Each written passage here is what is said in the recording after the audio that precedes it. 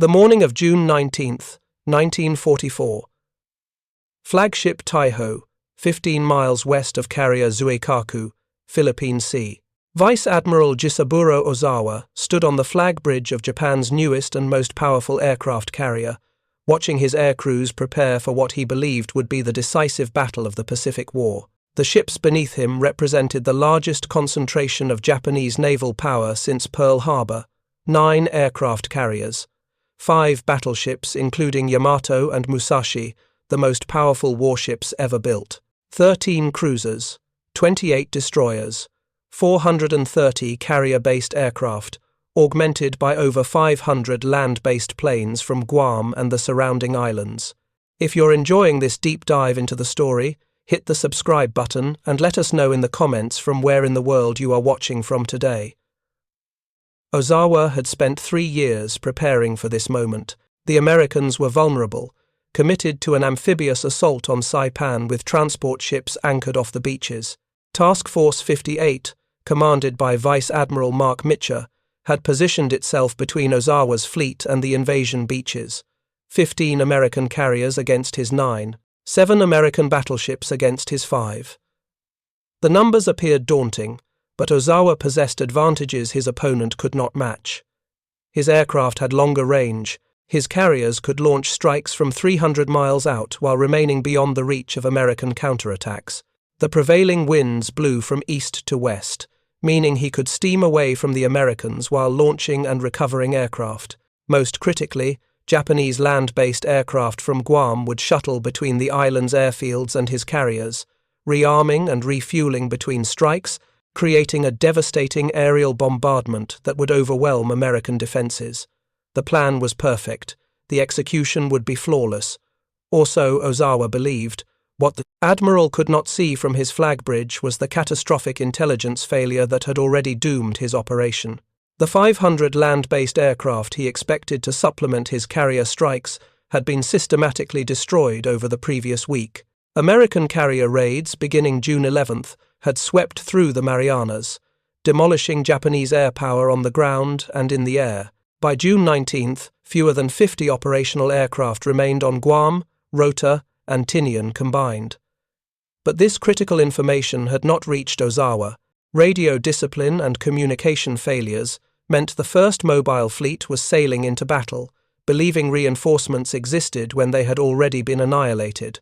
At 0 to 700 hours, Ozawa received multiple reports confirming the location of Task Force 58. The American carriers were approximately 200 miles east-southeast of his position, steaming in defensive formation west of Saipan. The range was perfect. His aircraft could reach the enemy while his carriers remained safe from American strikes. Ozawa issued orders for the first attack wave to launch immediately. On the flight decks of carriers Taiho, Shokaku, and Zuikaku, air crews scrambled to prepare aircraft. Deck handlers in their color-coded jerseys pushed Mitsubishi A-6M0 fighters toward the catapults. Yokosuka D-4Y Judy dive bombers, their 500-pound bombs already loaded, were spotted on the stern. Nakajima B-6N Jill torpedo bombers, each carrying a Type 91 aerial torpedo, waited in sequence. The process that should have taken 10 minutes stretched to 20, then 30. Ozawa noted the delay with growing irritation. 3 years of war had depleted Japan's pool of experienced deck crews. The men working Taiho's flight deck had been civilians 6 months earlier. They knew their jobs through rote memorization rather than the instinctive choreography that experienced carrier operations demanded. Aviation fuel and lines leaked. Ordnance had to be repositioned. Aircraft that should have launched in coordinated waves instead departed in ragged formations. By 0 to 8:30, the first attack wave was finally airborne. 69 aircraft from the Vanguard Forces light carriers Chitose, Chiyoda, and Zuiho climbed into the morning sky, formed up, and turned east toward Task Force 58. The second wave followed minutes later. 47 aircraft from carriers Junyo, Hio, and Ryuho. Both formations were smaller than planned. Launch delays and mechanical failures had reduced the size of each wave. Ozawa watched the aircraft disappear over the horizon and allowed himself a moment of satisfaction. The greatest carrier battle in history had begun, and Japan would emerge victorious. His confidence was absolute. His assumptions were catastrophic. What Ozawa did not know was that his opponent had been waiting for this moment since the previous evening. American submarines had detected the first mobile fleet on June 15th as it departed Tawi. Subsequent sightings on June 17th and 18th gave Admiral Raymond Spruance, commander of the Fifth Fleet, precise intelligence about Japanese force composition and location. Spruance had debated whether to sortie west and attack Ozawa during the night of June 18th. Vice Admiral Mark Mitcher, the aggressive carrier commander, had urged exactly that course of action. A night surface action followed by a dawn carrier strike could devastate the Japanese fleet before it ever reached attack range. But Spruance refused permission. His primary responsibility was protecting the amphibious forces landing on Saipan. If he steamed west pursuing one Japanese force, a second enemy formation could execute an end run, sweeping past his flank to attack the vulnerable transports and supply ships off the beaches. It was a conservative decision that would prove enormously controversial. Mitcher and his staff believed Spruance had squandered an opportunity to annihilate the Japanese fleet, but Spruance's caution was not without foundation. The Marines on Saipan were fighting desperate battles against entrenched Japanese defenders. If the invasion fleet suffered catastrophic losses, the entire Marianas operation could collapse. Spruance chose to fight defensively, allowing the Japanese to come to him.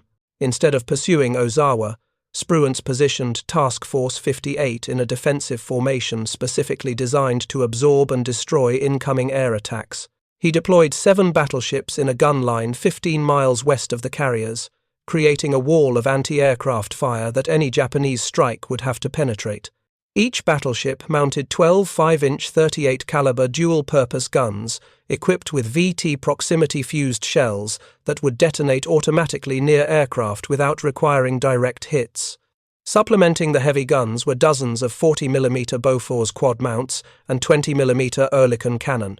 The battleships Washington, North Carolina, Iowa, New Jersey, South Dakota, Indiana, and Alabama collectively could throw up a curtain of exploding steel that no attacking formation could survive intact. Behind this gun line, the 15 carriers of Task Force 58 steamed in 4 task groups, each built around 3 to 4 carriers with cruiser and destroyer escorts. Task Group 58.1, under Rear Admiral Joseph J. Clark, included carriers Hornet, Yorktown, and light carriers Belleau Wood and Bataan. Task Group 58.2, under Rear Admiral Alfred E. Montgomery, included Bunker Hill, Wasp, Monterey, and Cabot. Task Group 58.3, under Rear Admiral John W. Reeves, included Enterprise, Lexington, Princeton, and San Jacinto. Task Group 58.4, under Rear Admiral William K. Harrell, included Essex, Langley, and Cowpens. Each Essex-class carrier embarked approximately 100 aircraft, 40 Grumman, F, 6 F, Hellcat fighters, 36 Douglas SBD Dauntless or Curtiss SB-2C Helldiver dive bombers, 18 Grumman TBF Avenger torpedo bombers. The light carriers operated smaller air groups, typically 24 Hellcats plus a handful of torpedo bombers. In total, Task Force 58 could put over 900 aircraft in the air, but the true American advantage was not numerical. It was technological, tactical, and human. The F-6F Hellcat had been specifically designed to counter Japanese fighters. It could not match the Zero's legendary maneuverability at low speeds, but American pilots never fought that way. They used the Hellcat's superior speed, diving attacks, and overwhelming firepower to dictate engagement terms. 650 caliber machine guns, each loaded with over 300 rounds, could shred a Zero in a single burst. The Hellcat's robust construction allowed it to absorb damage that would obliterate Japanese aircraft. If you find this story engaging, please take a moment to subscribe and enable notifications. It helps us continue producing in-depth content like this.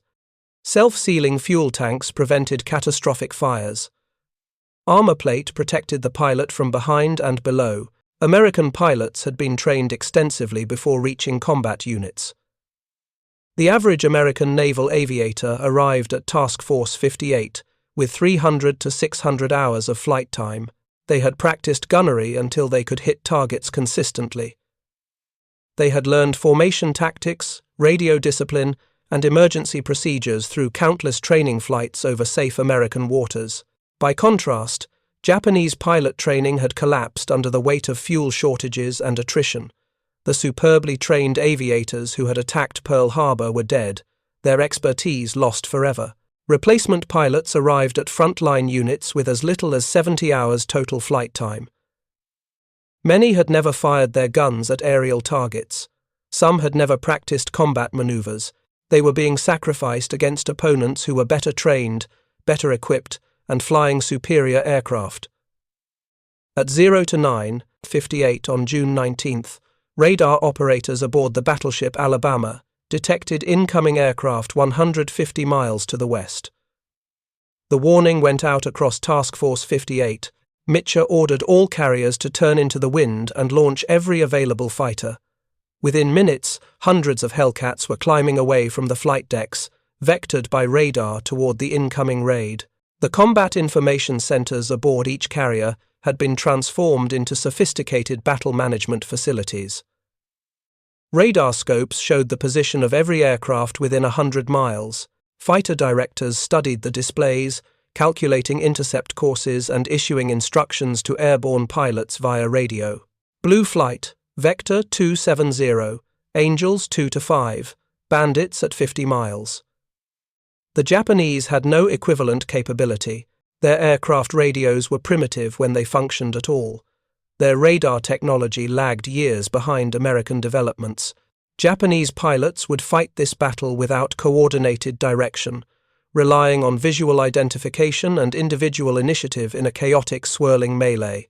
Ozawa's first attack wave of 69 aircraft continued east, the pilots confident and eager.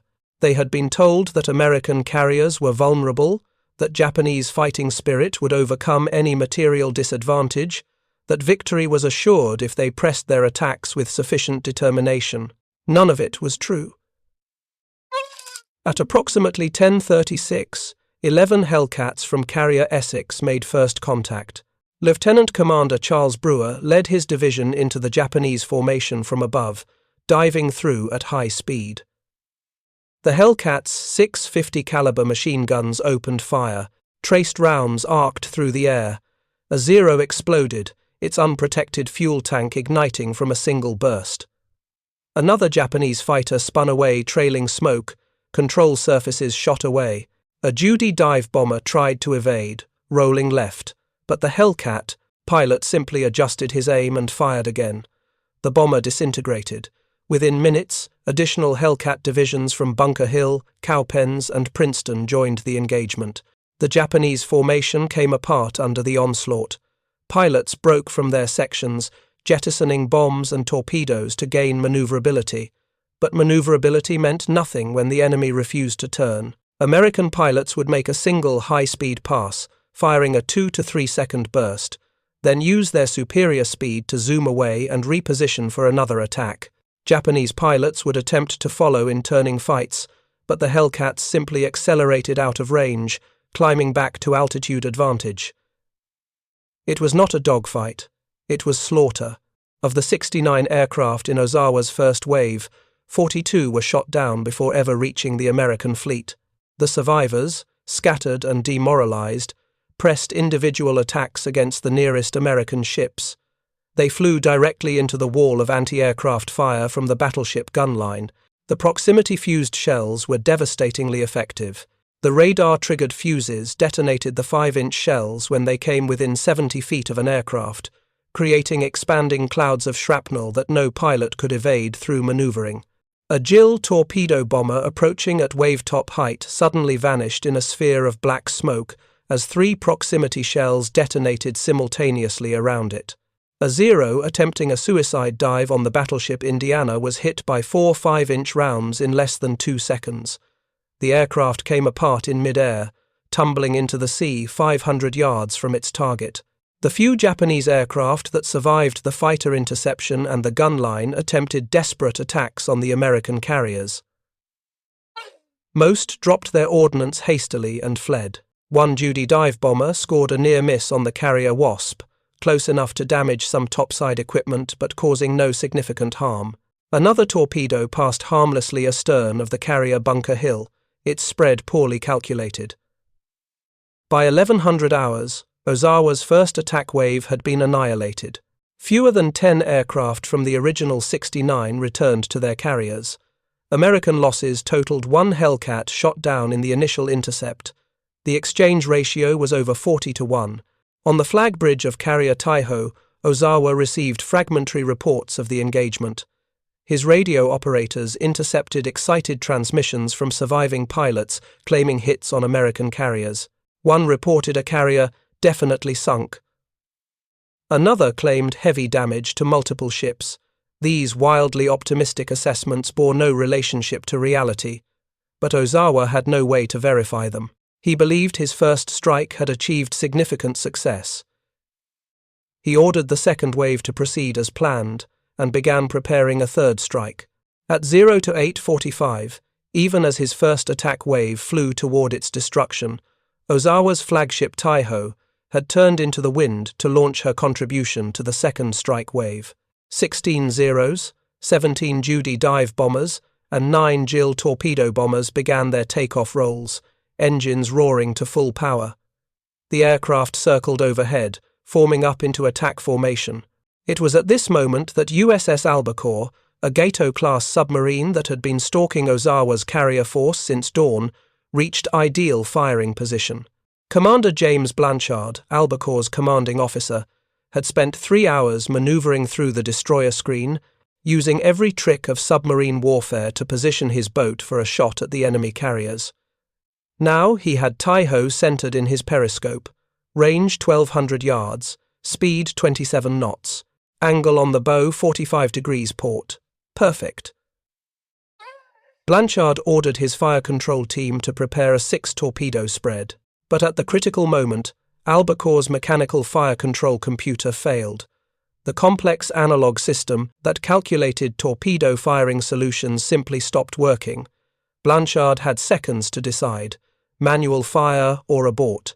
He chose to fire manually, relying on his own judgment and experience rather than the failed machine. Fire 1, Fire 2, Fire 3, Fire 4, Fire 5, Fire 6. 6 Mark 14 torpedoes, each carrying over 600 pounds of Torpex explosive, left Albacore's tubes at 8-second intervals. The submarine shuddered with each launch.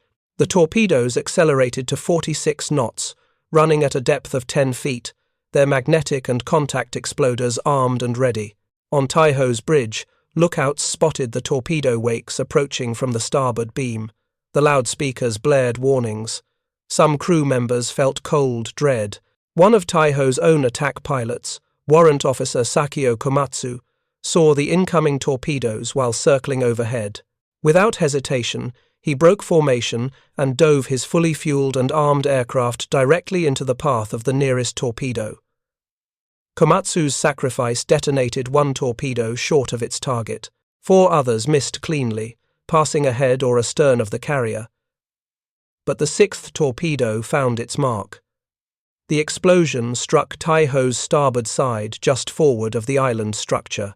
The detonation tore a massive hole in the carrier's hull at the waterline. Seawater flooded into the forward elevator pit. Aviation gasoline from ruptured fuel lines mixed with the incoming seawater, creating a volatile slurry that began sloshing through the lower hangar deck. Taiho's captain, Captain Kikuchi, immediately ordered damage control parties forward. He reduced speed slightly to slow water ingress and assessed the situation. The carrier had taken flooding forward. Speed was reduced by 1.5 knots. The forward elevator was inoperable, its pit filled with a dangerous mixture of seawater, fuel oil, and aviation gasoline. But fires had not started. The armoured flight deck showed no damage. Ozawa, watching from the Bryce flag bridge, made a critical decision. The battle was more important than one torpedo hit. He ordered the damage control parties to plank over the elevator pit so flight operations could resume immediately. Using wooden benches and tables from the crew mess rooms, damage control teams constructed a temporary deck over the damaged elevator within 20 minutes. By 0 to 9:20, Taiho appeared ready to continue launching and recovering aircraft. Ozawa proceeded with launching his third and fourth attack waves, convinced his flagship remained fully operational. He could not have been more wrong. Deep within Taiho's hull, the mixture of aviation, gasoline, and seawater was creating a ticking bomb. The gasoline, refined from volatile Borneo crude oil, was vaporizing. The fumes, heavier than air, were collecting in the lower hangar deck and spreading through ventilation systems into adjacent compartments. A competent damage control officer would have recognized the danger immediately, isolate the contaminated areas, seal all bulkheads, pump the mixture overboard, flood the spaces with inert gas. But Taiho's damage control teams were inexperienced. The carrier had been commissioned only 3 months earlier in March 1944. Her crew had trained in protected anchorages, not under combat conditions. When one junior damage control officer smelled the gasoline fumes accumulating in the hangar deck, he made a decision that would doom the ship. Believing the fumes needed to be dispersed, he ordered all ventilation fans activated and all bulkhead doors opened. Within minutes, gasoline vapor was spreading throughout the carrier's internal spaces. The crew working in machinery spaces and living compartments had no idea they were inhaling explosive fumes with every breath. Taiho had become a floating bomb awaiting ignition. 90 miles to the east, USS Kavala, another American submarine on patrol, had detected Ozawa's carrier force through periscope observations. Commander Herman Kostler, Kavala's commanding officer, was on his first war patrol, but he was an experienced submariner who had spent months training for exactly this scenario. Through his periscope, Kostler identified his target, carrier Shokaku, one of the 6 carriers that had attacked Pearl Harbor in December 1941. The veteran flat-top was recovering aircraft from a morning reconnaissance patrol. Her flight deck was crowded with planes forward while aircraft circled overhead waiting to land. Shokaku displaced over 32,000 tons at full load. She carried a crew of 1,660 officers and enlisted men and could operate 72 aircraft. She had fought at the Coral Sea, the Eastern Solomons, the Santa Cruz Islands. Her air groups had sunk USS Lexington and badly damaged USS Yorktown. Shokaku was perhaps the most experienced and dangerous carrier in the Japanese fleet, Kostler noted the carrier's escorts. 3 cruisers and 7 destroyers screened the carrier force. 1 destroyer was positioned directly on Kavala's approach course, potentially able to detect the submarine and force Kostler to break off the attack. But the tactical situation was developing too quickly for caution. Kostler had to shoot now or lose the opportunity entirely.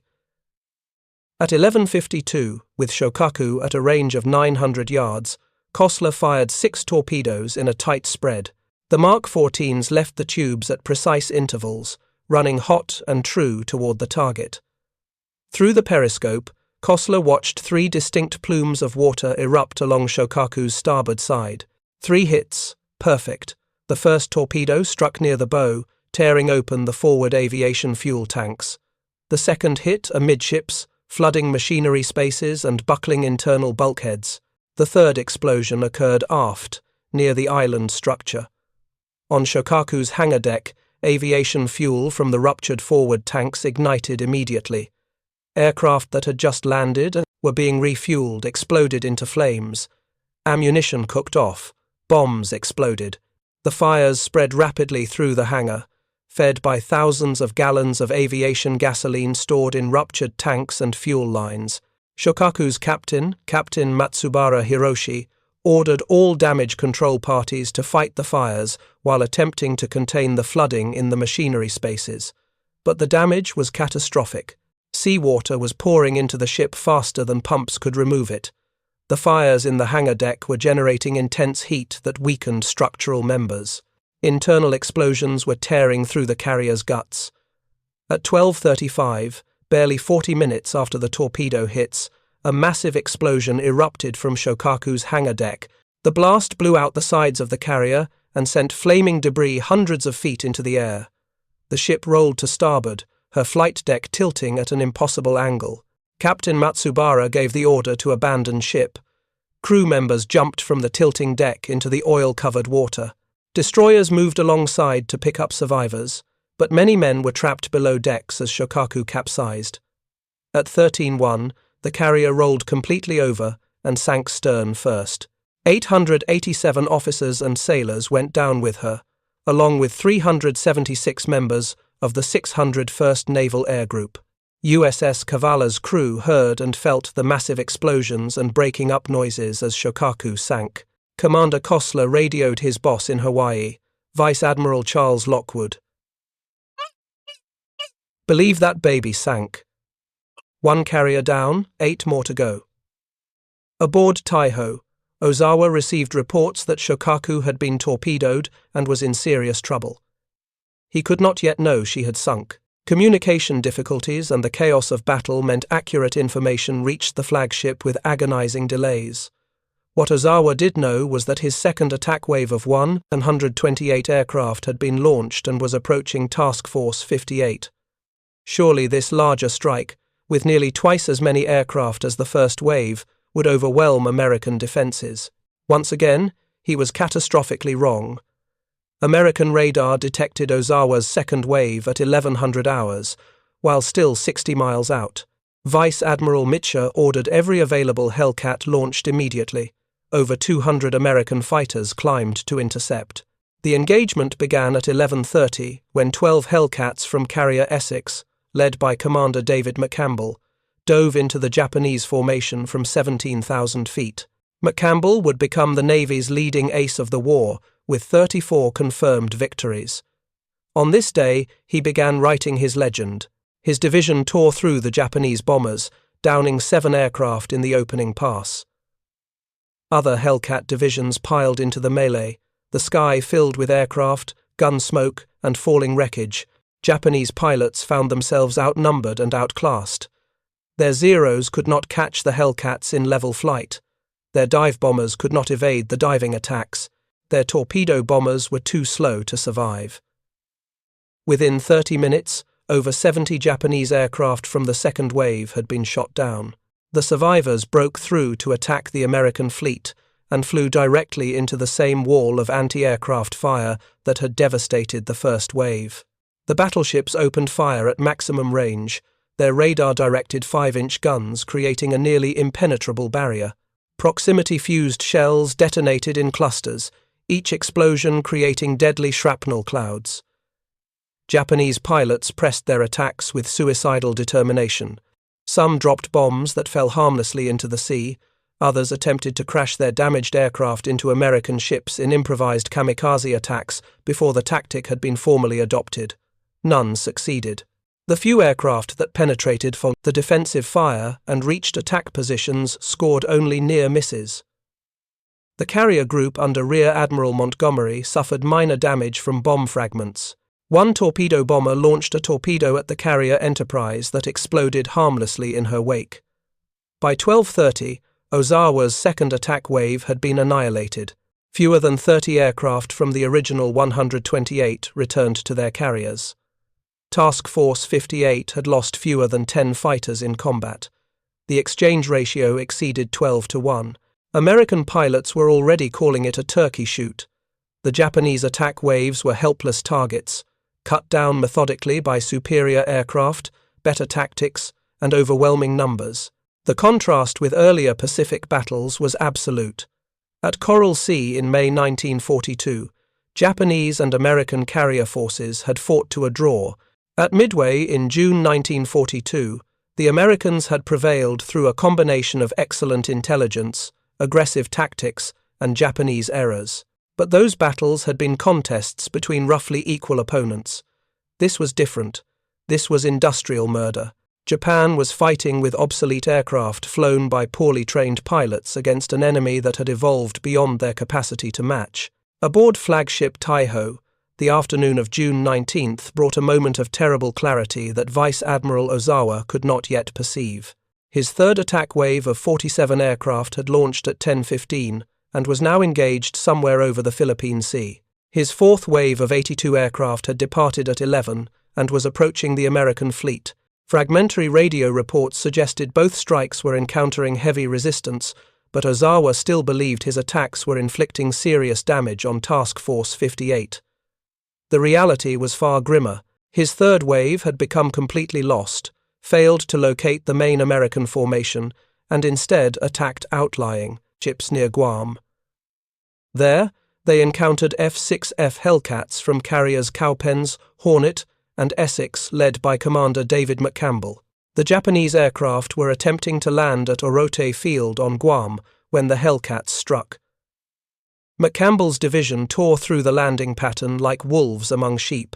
Japanese pilots, low on fuel and desperate to reach the ground, were defenseless. 19 aircraft were shot down in the landing circle. Those that survived the slaughter were so badly damaged they could never fly again. The fourth wave fared no better. 82 aircraft strong when launched, the formation was intercepted 60 miles from Task Force 58 by over 100 Hellcats. The engagement lasted less than 20 minutes. 73 Japanese aircraft were destroyed. The 9 survivors jettisoned their weapons and fled west, several so badly shot up they would never reach their carriers. By early afternoon on June 19th, Ozawa had launched over 300 carrier aircraft in 4 major strikes. Fewer than 100 would return. Over 200 aircraft and their irreplaceable crews had been obliterated in a single day of combat. The American losses totaled fewer than 30 fighters shot down, with most pilots recovered by search and rescue operations. The Great Marianas Turkey Shoot had earned its name through Japanese blood, but the worst was yet to come for the first mobile fleet. At 15:32, 6 hours and 20 minutes after the torpedo hit from USS Albacore, something sparked deep within Taiho's gasoline-saturated hull. Perhaps it was an electrical short in the ventilation system. Perhaps a crew member lit a cigarette in a contaminated compartment. Perhaps static electricity from the carrier's radar systems provided the ignition. The cause would never be determined because everyone who might have known was about to die. The explosion that followed was beyond anything the designers of Taiho had anticipated when they created Japan's most heavily armored carrier. The accumulated gasoline vapor throughout the ship detonated simultaneously in a massive fuel-air explosion that tore the carrier apart from within. The armored flight deck, designed to withstand 1,000-pound bombs, bulged upward from the blast pressure like paper in a child's hands. Steel plates 3 inches thick warped and buckled. Below the waterline, the explosion blew enormous holes through the hull, some measuring over 20 feet across. The sea rushed in through wounds that no damage control could address. Taiho's entire midships section was engulfed in flames. Internal bulkheads that should have contained the damage had been left open by the inexperienced damage control officer who had ordered the ventilation systems activated.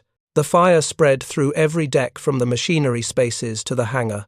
Most of the crew died instantly in the initial explosion, incinerated by the fireball or killed by blast overpressure that ruptured lungs and organs. Those who survived the blast found themselves trapped in a burning, sinking ship that was filling with toxic smoke and seawater. There would be no miracle saves, no heroic damage control efforts. Taiho was doomed within seconds of the explosion. On the flag bridge, Vice Admiral Ozawa and his staff were thrown from their feet by the blast. The deck tilted beneath them as Taiho began settling on an even keel, flooding evenly through the massive holes torn in both sides of her hull. Ozawa stared at the destruction in shock. His flagship, the pride of the Imperial Japanese Navy, commissioned only 3 months ago, was dying before his eyes. His first instinct was to go down with the ship. Japanese naval tradition demanded that a commander perish with his flagship. But Ozawa's staff officers physically restrained him. The admiral had to survive to command the remaining carriers. His death would serve no purpose beyond satisfying outdated notions of honor. The combined fleet needed his leadership now more than ever. Reluctantly, Ozawa agreed to transfer his flag. The emperor's portrait was removed from the flag bridge and carried to waiting lifeboats. Ozawa and his staff descended to the main deck where the destroyer Wakatsuki had pulled alongside the dying carrier. The transfer was chaotic and desperate. Taiho was listing more severely with each passing minute. Flames roared from the hangar deck. Secondary explosions continued to tear through the hull as aviation ordnance cooked off in the fires. Crew members jumped from the tilting deck into the water, hoping to be picked up by the screening destroyers. Many would drown in the oil-covered sea. Others would be pulled under when Taiho made her final plunge. Ozawa reached the destroyer and immediately transferred again to the heavy cruiser Haguro, which had radio facilities capable of handling fleet communications. But even this transfer created problems that Ozawa could not immediately solve. Haguro's radio room was not configured for the communications needs of an entire carrier fleet. The encryption codes Ozawa needed to send messages to Tokyo and to his scattered carrier divisions were still aboard Taiho, about to sink to the bottom of the Philippine Sea. At 16:28, barely 7 hours after being torpedoed by USS Albacore, Taiho rolled onto her starboard side and sank stern first. The carrier that was supposed to be unsinkable, protected by armoured decks and anti-torpedo blisters, had been destroyed by a single torpedo hit and catastrophically poor damage control. Of Taiho's complement of 2,150 officers and men, 1,650 went down with the ship. Only 500 survived to be picked up by the destroyers.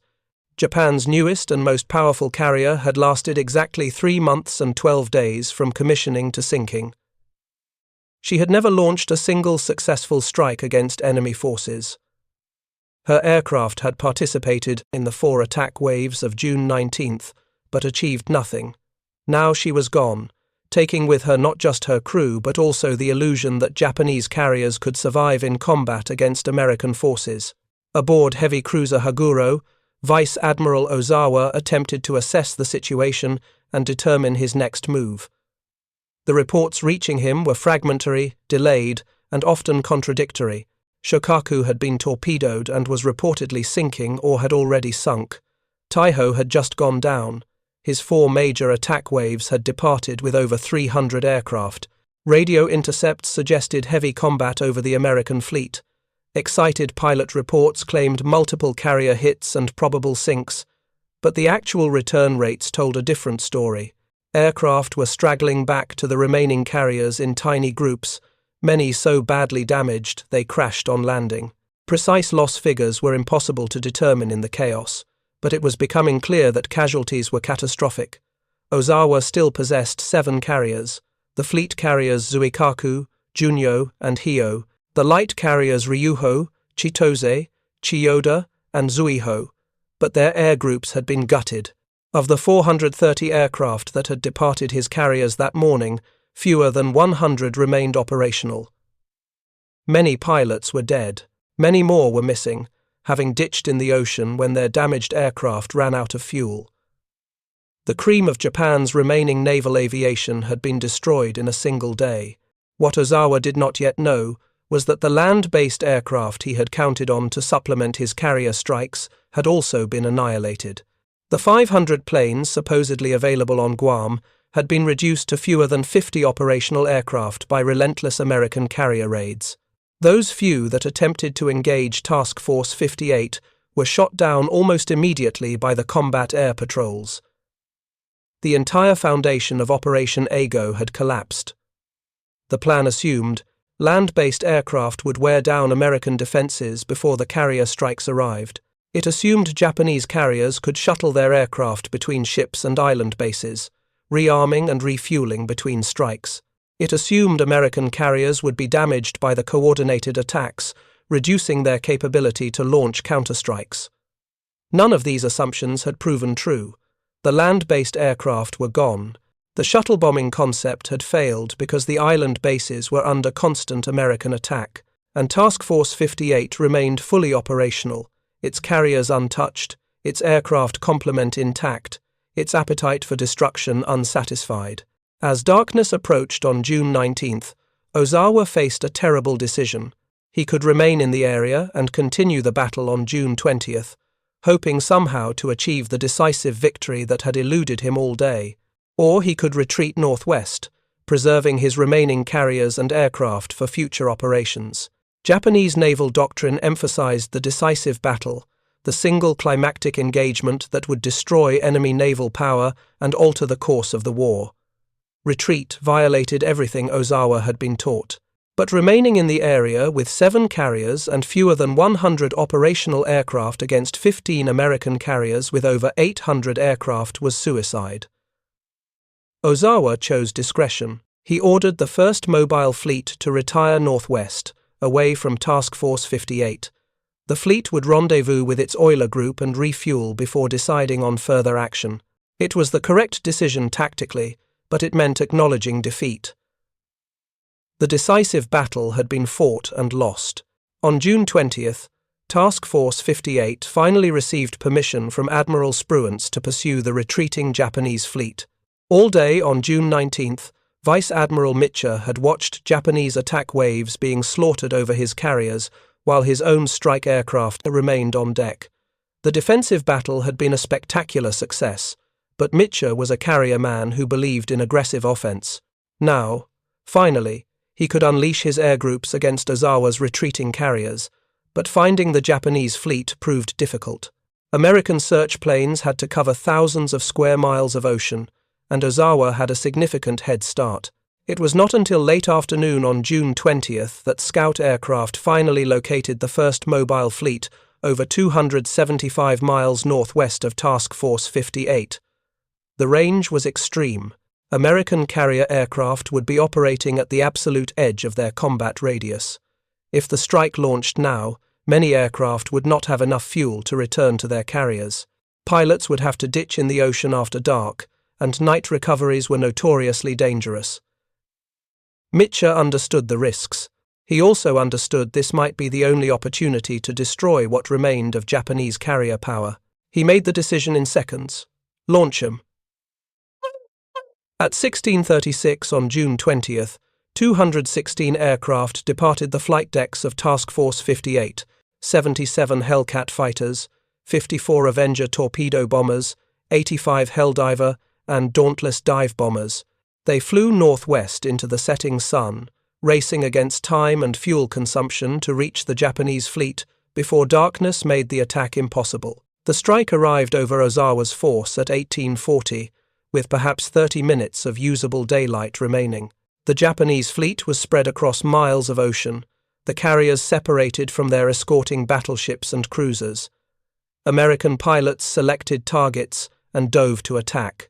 Carrier Hio, a converted passenger liner pressed into service as a fleet carrier, was hit by 2 torpedoes from Avengers of Torpedo Squadron 24.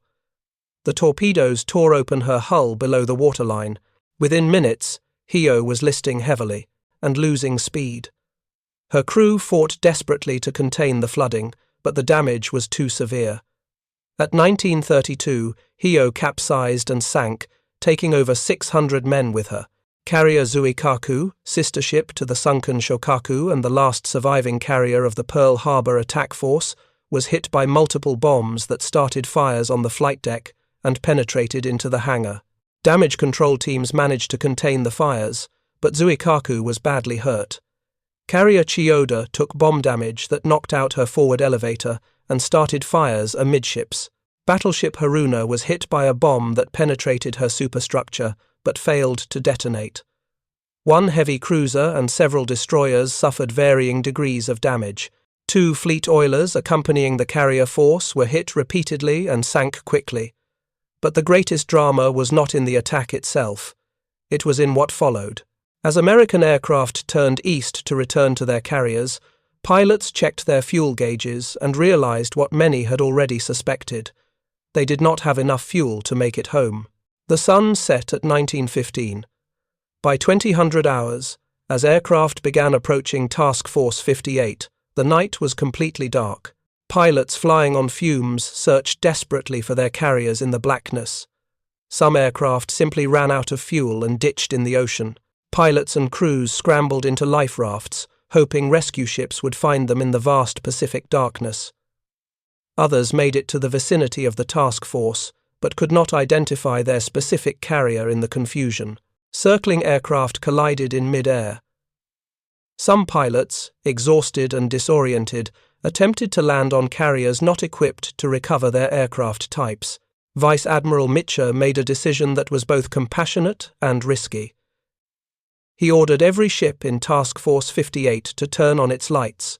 Searchlights stabbed into the night sky, masthead lights illuminated. Even the carriers turned on their deck-edge lights, making themselves visible for dozens of miles. It was a blatant violation of wartime blackout discipline. Japanese submarines could potentially see the lights and launch torpedo attacks, but Mitchell prioritized saving his aircrews over tactical security. The illumination helped, but the night recovery remained chaotic. Aircraft landed on the wrong carriers. Some crashed on deck, blocking the landing area for following planes. Pilots misjudged their approaches in the darkness and crashed into the sea just short of the carriers. When the recovery finally ended after midnight, 80 American aircraft had been lost. Some shot down during the attack, most lost to fuel exhaustion or landing accidents during the night recovery. But 109 aircrew members were eventually rescued from the ocean over the following days. The casualty rate was far lower than it would have been without Mitchell's decision to light up the fleet. The Battle of the Philippine Sea was over. Japan had lost 3 fleet carriers, Taiho, Shokaku, and Hio. 2 other carriers were damaged. Over 600 aircraft had been destroyed, 400 of them carrier-based. Perhaps more critically, Japan had lost over 450 trained pilots and aircrew. These losses could not be replaced. Japan's pilot training program had already collapsed under fuel shortages and lack of experienced instructors. The men who died over Task Force 58 on June 19th represented the last reserves of competently trained naval aviators Japan possessed. American losses totaled 123 aircraft, most lost to fuel exhaustion rather than enemy action. 29 aircrew members were killed or missing and never recovered. Approximately 76 men were killed or wounded aboard ships damaged during the Japanese attacks. The exchange ratio was catastrophic for Japan. For every American casualty, Japan had suffered 10. For every American aircraft lost, Japan had lost 5. The battle that was supposed to be the decisive engagement that would destroy American naval power and save the Marianas had instead destroyed Japanese naval aviation as an effective fighting force. The implications extended far beyond the immediate tactical situation. Saipan would fall to American forces on July 9, 1944. Tinian would fall July 31st. Guam would be recaptured August 10th. With the Marianas in American hands, Boeing B-29 superfortresses could reach the Japanese home islands from secure bases only 1,500 miles away. The strategic bombing campaign that would culminate in the atomic bombings of Hiroshima and Nagasaki had become possible because of the Marianas' conquest. Japan's carrier force would never again threaten American naval operations. The surviving carriers retreated to home waters, where they remained largely inactive, unable to train new air groups due to fuel shortages and lack of qualified pilots. When the Battle of Leyte Gulf was fought in October 1944, Japan's carriers served as decoys, carrying barely more than 100 aircraft total among 4 carriers. Their sacrifice successfully lured Admiral Halsey's Third Fleet away from the landing beaches, but the carriers themselves were destroyed with minimal American losses. The decisive battle that Japanese naval doctrine had emphasized for decades had finally occurred in the Philippine Sea in June 1944, but it had not delivered the victory Japan needed. Instead, it had demonstrated conclusively that American industrial and technological superiority had created an insurmountable advantage. Japan could no longer fight carrier battles against the United States and expect anything but annihilation. The question that haunted Japanese naval officers after the battle was simple and unanswerable. How had it come to this? How had the nation that pioneered carrier warfare, that had developed the world's finest carrier aircraft in the late 1930s, that had struck devastating blows from Pearl Harbor to the Indian Ocean, been reduced to helplessness against an enemy that had barely understood carrier operations when the war began? The answer lay not in any single failure, but in the accumulation of disadvantages that had compounded over 3 years of war. Japan's pilot training had collapsed because there was insufficient fuel to train new aviators and insufficient time to train them properly before they were needed at the front. The superbly trained pilots of 1941 were dead, killed in battles from Midway to Guadalcanal to the Solomon Islands. Their replacements arrived at combat units barely able to fly their aircraft, let alone fight effectively. Japan's aircraft had become obsolete because the industrial base could not develop and produce new types quickly enough. The Mitsubishi Zero that had dominated Pacific skies in 1942 was outmatched by 1944. The Navy had attempted to develop replacement fighters, but production delays and resource shortages meant these new types existed in tiny numbers. Meanwhile, American factories were producing Hellcats by the thousands, each one superior to anything Japan could field. Japan's carrier doctrine had failed to evolve with the changing nature of air warfare. The emphasis on maneuverability and range over protection and firepower had been proven disastrously wrong. American pilots survived when shot up because their aircraft had armor, self-sealing fuel tanks, and robust construction. Japanese pilots died because their aircraft prioritized performance over protection. One hit was often fatal. Japan's strategic intelligence had failed catastrophically. Ozawa had sailed into battle, believing he had 500 land-based aircraft supporting his carrier strikes, when in reality fewer than 50 remained operational.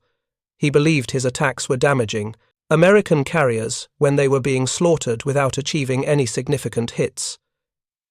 He believed the shuttle bombing tactic would work when American control of the airspace over Guam made it impossible. Perhaps most fundamentally, Japan had challenged an industrial power it could never hope to match.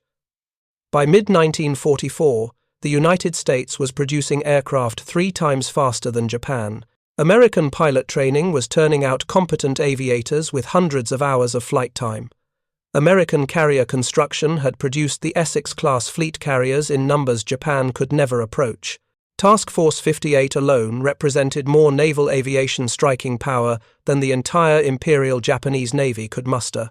The Battle of the Philippine Sea demonstrated that wars between industrial powers are ultimately decided by industrial capacity. Japan had entered the war, knowing it could not win a prolonged conflict with the United States. The strategy had been to seize resource-rich territories, establish a defensive perimeter, and inflict such costly defeats on American forces that a negotiated settlement would become preferable to continued fighting. By June 1944, that strategy had failed completely. American forces were pushing through the defensive perimeter at multiple points. American losses, while significant, were being replaced faster than they were inflicted, and American willingness to fight showed no signs of wavering despite mounting casualties.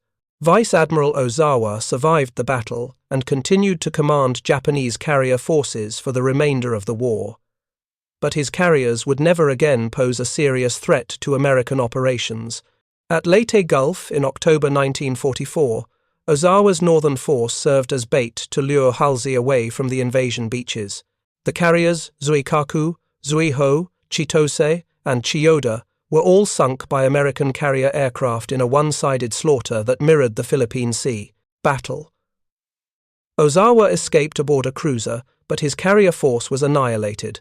In the final months of the war, Ozawa held staff positions ashore, planning operations that would never be executed because Japan no longer possessed the naval forces to carry them out. The carriers that had struck Pearl Harbor, that had dominated the Pacific for 6 months, that had represented the cutting edge of naval aviation technology, were gone. The survivors sat in port, unable to sortie due to fuel shortages, unable to train air groups because there were no aircraft and no pilots. Japan's carrier warfare capability had been extinguished in the Philippine Sea. The legacy of the battle extended far beyond the immediate military outcomes.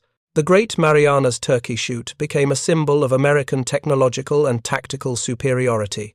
It demonstrated that superior equipment, better training, and sound doctrine could overcome numerical inferiority and defensive advantages. Task Force 58 had fought entirely on the defensive on June 19th, absorbing 4 major airstrikes, while barely suffering a scratch. Then, on June 20th, it had pursued and struck the retreating Japanese fleet at extreme range, accepting significant losses to destroy enemy carriers. The combination of defensive resilience and offensive striking power represented the maturation of American carrier warfare doctrine. These lessons shaped post-war naval aviation development for decades. The emphasis on pilot training, aircraft capability, defensive systems, and aggressive tactics became fundamental to American naval doctrine.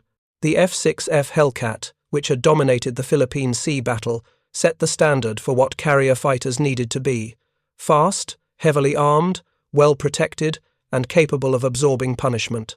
For the Japanese survivors, the memory of June 19, 1944, remained vivid for the rest of their lives.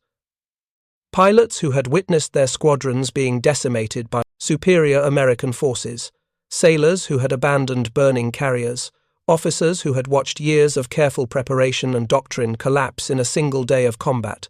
They had entered battle confident that Japanese spirit and tactical skill would overcome American material advantages. They learned the hard truth that in modern industrial warfare, spirit and skill were insufficient against an enemy with better equipment, better training, and unlimited resources. Vice Admiral Jisaburo Ozawa, reflecting on the battle years later, would acknowledge that by mid-1944, Japan had already lost the naval war. The Philippine Sea simply made the loss undeniable. American carriers operated with impunity, American aircraft struck at will, American pilots dominated every engagement. The decisive battle that Japanese doctrine had emphasized for decades had been fought and lost. Everything that followed was merely the prolonged agony of a war that could no longer be won. The pilots who flew with Task Force 58 on June 19th remembered the battle differently. For them, it was the day American carrier aviation demonstrated total superiority, the day when every element of American naval power, technology, training, tactics, and industrial strength came together in perfect synchronization. They had fought from dawn to dusk, launching hundreds of sorties, intercepting multiple attack waves, and destroying Japanese aircraft with mechanical efficiency. Some described it as almost too easy. The Japanese attacks had been poorly coordinated, the aircraft were inadequate, the pilots seemed inexperienced, there was little sense of facing a worthy opponent. It was target practice against desperately overmatched enemies. That absence of challenge bothered some American aviators. They recognized they were participating in a slaughter, not a fair fight. But war is not meant to be fair, it is meant to be won, and on June 19, 1944, in the skies over the Philippine Sea, the United States Navy won decisively, completely, and irrevocably. Thank you for watching. For more detailed historical breakdowns, check out the other videos on your screen now, and don't forget to subscribe.